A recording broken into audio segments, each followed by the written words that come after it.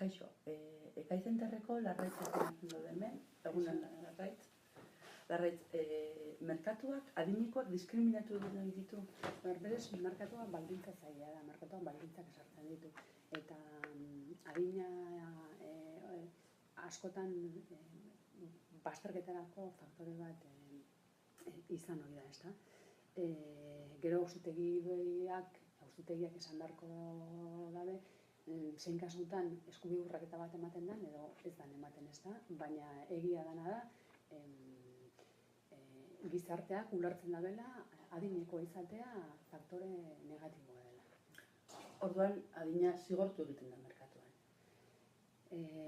Esan genezake, eremu pribatuan oso ohikoa dela, adinegatiko bazterketa edo diskriminazioa. Administrazio publikoaren arloan ez da hain ohikoa, baina kasuak ere ematen dira.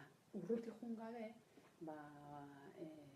uda aurretik ertzaintzak ope bat argitara atera zuen eta oposaketa frogetara aurkezteko adin muga, gehienezko adina, 35 urtean ezarri zen. Karo, horrek ekarri zuen olako zalaparta handi bat eta gaur da eguna ope hori auzitegietan dagoen, ez da? Horraldeakoak zer nolako hausnarketak eragiten dizue?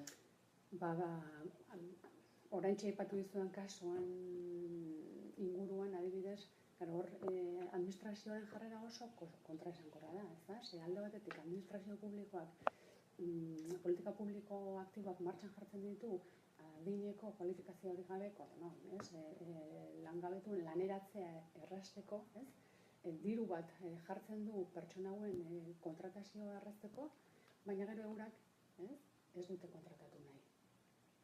Esan nahi dut, hori onargarria da, hori batetik, ez da, baina bestetik daukagu ikusten ari gara bizitza aktiboa luzatzen ari zaigula, 77 urte arte, baina gero bestetik merkatutik gero eta gazteago edo adin gutxiagorekin kaleratzen gaituztela. Hori ez da batera koherentea. Eskerrik asko, Larraitz.